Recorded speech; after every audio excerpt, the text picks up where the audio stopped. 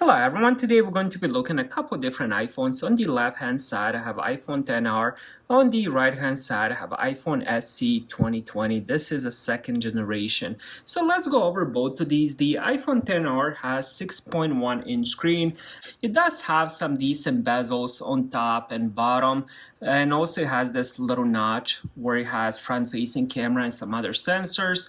On the bottom we have a couple speaker grills, we have lightning port for charging. Then on this side we have SIM card slot, power lock button, and then on the left hand side we have that Apple's mute button. Then we have volume rockers, and behind the phone we have single camera with the flash. Next, let's check the iPhone SE. A little bit different design and definitely a smaller screen. What we have here is a 4.7 inches. We do have huge bezels on top, front-facing camera, and also huge bezels on the bottom, but it does have Touch ID.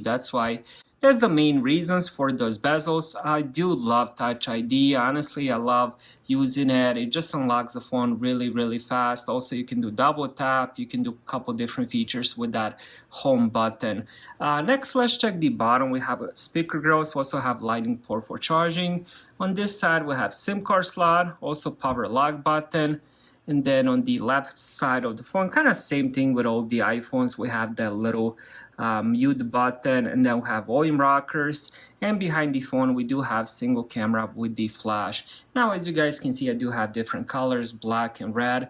But when it comes to the display on the iPhone XR, we have 6.1 inches, 1792 x 828 pixels, 22:9 ratio, 326 pixels per inch. This is IPS LCD, 625 nits of brightness. On the iPhone SE, we have 4.7 inches, 1334 x 720 pixels, 16:9 ratio, 326 pixels per inch, IPS LCD, 625 nits of brightness.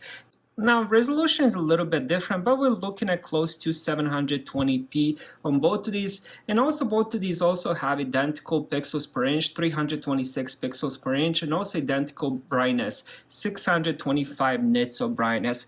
And here is both of the phones a little bit up close. I do love the displays on both of these, even though now they are considered pretty old phones, but display-wise, I still love using this. I still love playing games, watching movies, YouTube, and stuff like that.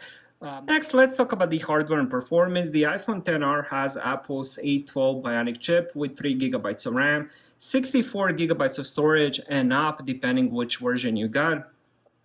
When it comes to the SE 2020, it comes with the Apple's A13 Bionic, also 3 GB of RAM, and again 64 GB or up depending which version you're getting. Now, when it comes to the CPUs, we're looking at A12 versus A13 with same amount of RAM. The differences will be very minimal. I mean, honestly, I can run the same game 10 times, and out of 10 times, iPhone XR might be 3-4 times faster. So differences are very minimal, especially since both of these do have 3 GB of RAM.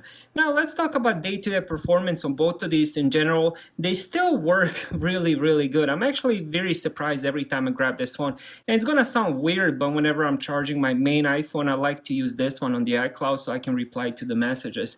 So both of these phones still get used daily, and I love playing games on both of these. This is kind of like a main phone to go for the arcade games. Next, let's check the cameras on the back. We have single camera on both of these, 12 megapixel. I would say it's probably is the same sensor on both of these. The aperture is 1.8, and from the specs I'm reading, sounds like it is the same sensor on both of these.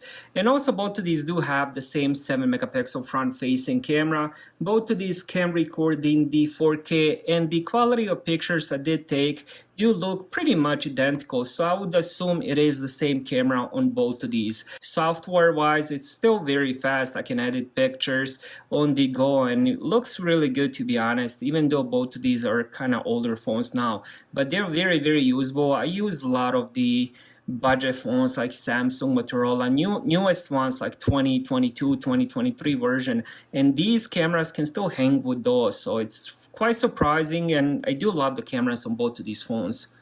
Overall, both of these phones are still amazing to this day, and I would recommend either one of these. Thank you guys for watching.